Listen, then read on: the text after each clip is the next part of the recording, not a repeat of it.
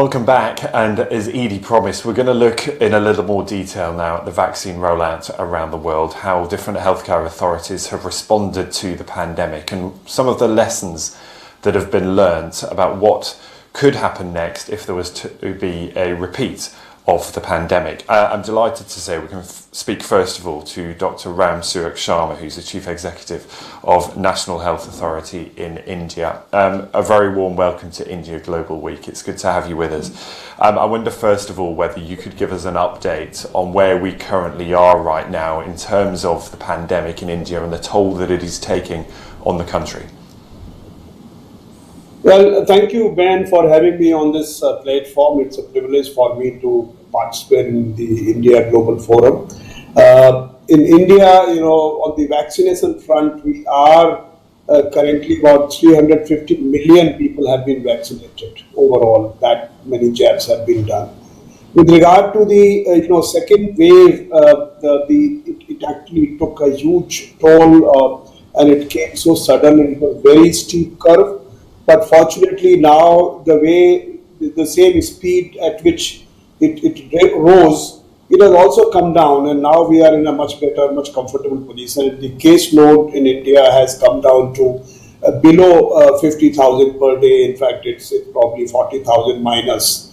So that is from a peak of 400,000 per day. So I think we are doing much better now. And the recovery rate is also very, very high. So those are some positive factors. But the vaccination speed in India, as you know, the numbers are very large. And therefore, what we have done thus far is also pretty impressive. We have done about 350 million as of now. Yeah. So that's what we are focusing on. I want to come to the vaccine rollout in just a moment. First of all, I want to look at some of the logistical challenges that you face there. But crucially, and you talk about the number of infections falling, the number of deaths, thankfully, also falling. But are you confident enough to say that the worst is over? Because we look at certain countries around the world now preparing for another wave in the winter months. How confident are you that India is through the worst? Well, one thing I can say, I'm not a scientist in that sense, so I do not really know, and I cannot predict the way the third wave, when will it come, how serious or bad it will be. But what I can say is that we have very effectively managed the second wave, and the numbers are down. Our healthcare workers and the entire health system, though it was highly under high pressure, but it has sort of been successful in putting down these numbers and dealing with the issue. So I think we feel quite comfortable, and our Prime Minister has been, on a daily basis, he has been directing the entire effort to ensure that we are able to effectively tackle on all fronts, whether it's a post-COVID care front or preemptive front or let's say contact tracing and other kinds of issues. I think is it all fair those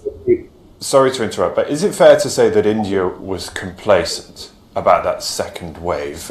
Because some would suggest that if you look at what happened in other countries around the world, that India was spared relatively low rates of infection in the first wave. But when that second wave did come, it came like a tidal wave. It really badly affected India, much more severely than in other countries. And there is a suggestion that India was just too complacent about the impact it could have. Well, I will not be really able to pass a judgment on that kind of statements that we were complacent or we were not complacent.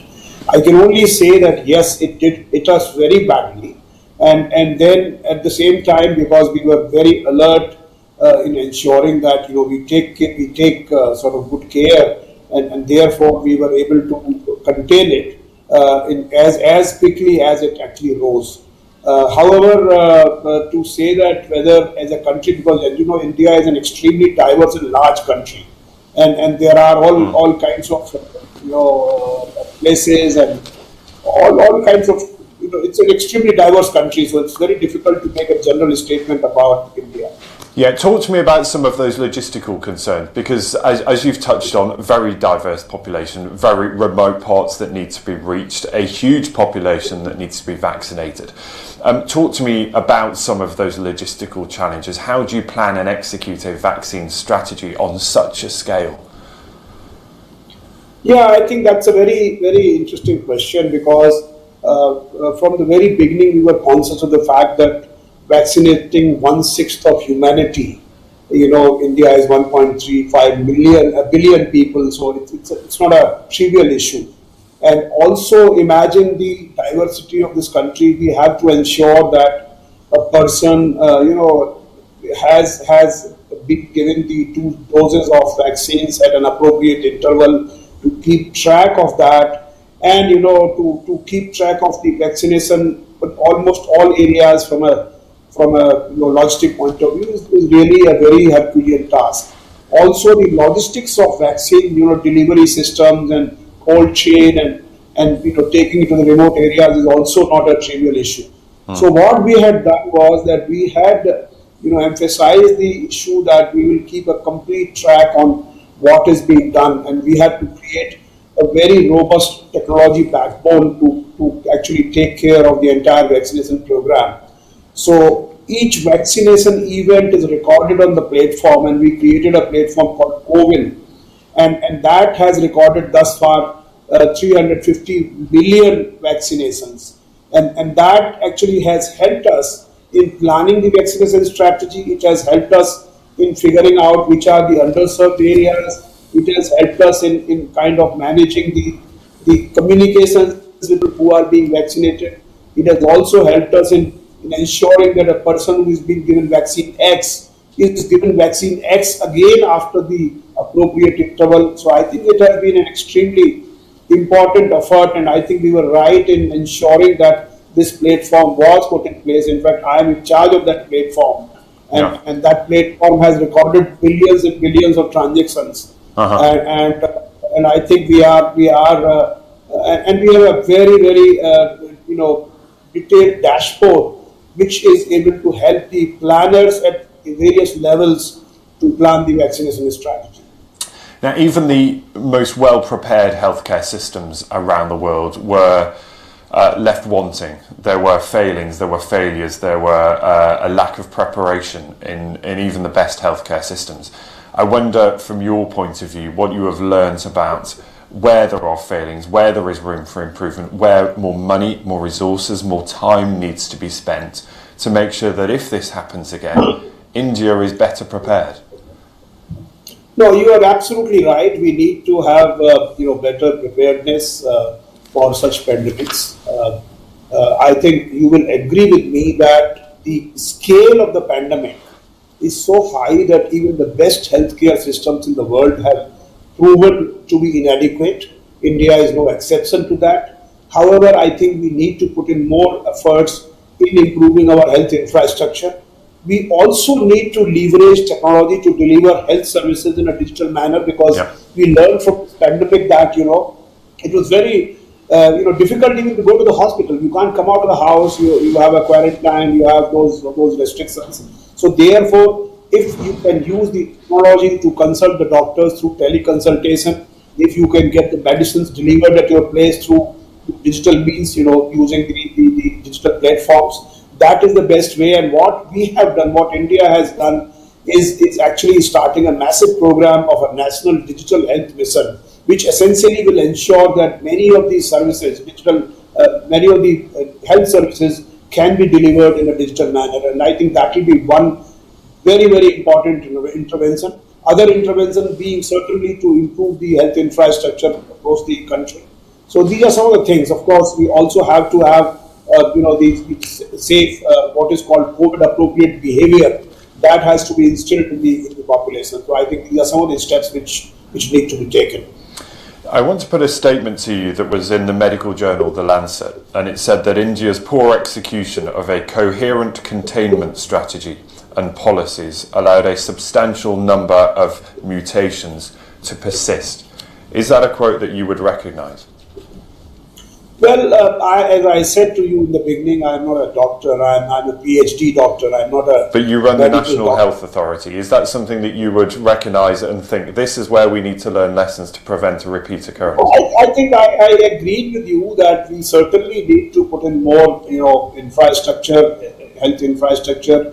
We used to certainly find new innovative ways to deliver health services in our country to far-flung areas in our country. Certainly, and that goes without saying. But to say that India was complacent and India did not do the adequate amount of work in containment is not correct.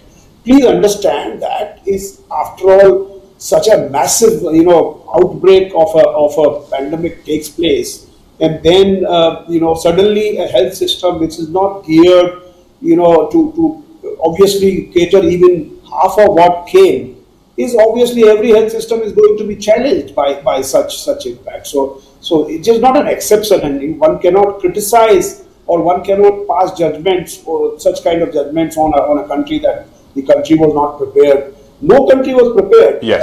Can you say that any country was prepared? No. Yeah. So therefore, I think. I'm sorry to interrupt, and you're absolutely right. And there's so many countries really were playing catch up with this. Many did not see this coming, and the response has been lacking in so many countries. I think what I'm getting at is that there will be very few people who will forgive health authorities around the world if they do not take away from this a lot of lessons and put in place now the changes that are needed to prevent this happening on the same scale again. And so we know that governments around the world talk about learning lessons, changing, investing more. I wonder, from an Indian point of view, what those will be. What are you doing on the ground to change things, rather than just promising that there will be lessons learned? What are the practical steps that you're putting into place? See, absolutely. That's again a very good question. And basically, as I explained to you, one is putting more money into development of the infrastructure. That's one part, health infrastructure. Secondly, we already have a program of insurance cover to people and we include COVID and such kind of pandemics also in that cover. So that's another part, which will actually, initiate the private sector investment, more private sector investment in the health sector. That's it. Thirdly, we are actually creating a national digital health program, which will ensure, in a couple of years, it will ensure that the entire country is connected through a grid which actually connects the patients from the doctors, from the labs to the pharmacies, and all those stakeholders will get connected through an extremely powerful grid. India is highly connected country with 1.2 billion mobile phones, 700 million internet connections, 600 million smartphones. So I think that we are going to leverage, and we have a very robust digital infrastructure, which is the digital identity. We have the digital consent framework, and that I think will help us in creating a digital health framework. So that's the third intervention which we will be doing. Of course, besides that, we will also be ensuring a lot of IEC to ensure that people do develop appropriate behavior, because most of these problems also occur because people do not follow the necessary protocols required for a particular pandemic, this particular pandemic. And so there we've talked about the logistics and the planning that is involved. I wonder if we can look at the other side of this coin now, which is vaccine hesitancy and the education program that needs to be rolled out in many countries as part of an explanation to make sure that people who are resistant or are hesitant about getting the vaccine are encouraged to come forward and to have it. And all throughout these sessions that we've had here at India Global Forum, the message is the same, that until the whole world is vaccinated, no one is safe. Economies cannot regrow and rebound.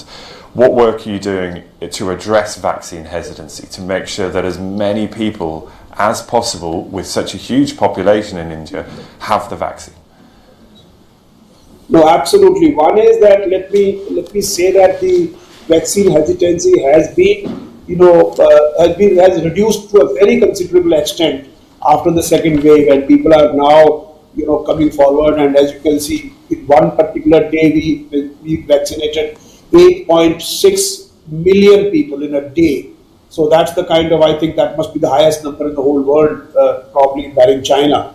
So that's the that is a fact enough of the fact that that the people are coming forward. Vaccine hesitancy is going away. However, as I said in the beginning, India is an extremely diverse country. There are areas, there are sort of people who may be who will have the vaccine hesitancy, and we will have to continue to sort of convince them, coax them, and actually educate them to ensure that they do get vaccinated. Efforts have been going on a massive scale. Our Prime Minister is leading that effort to kind of convince people. There have been campaigns, and every state government is launching those campaigns to ensure that more and more people come. The vaccination centers in the rural areas are actually creating those awareness campaigns and are bringing people to the vaccination centers to get vaccinated. I completely agree that no one is safe until everyone is safe. So we will continue to work to ensure, and the platform which we have created, which actually counts every vaccination done, will ensure that there are people who are left out. We are aware of those areas. We are aware of those people who are left out. That is actually something very, very important, because otherwise it's very difficult to keep track as to which area is underserved, which area is not underserved. Yeah, absolutely. It's been really interesting to talk to you. Thank you for spending time with us at India Global Forum. That's Dr. Ram Surak Sharma there, the Chief Executive of the National Health Authority in India. We're grateful for your time.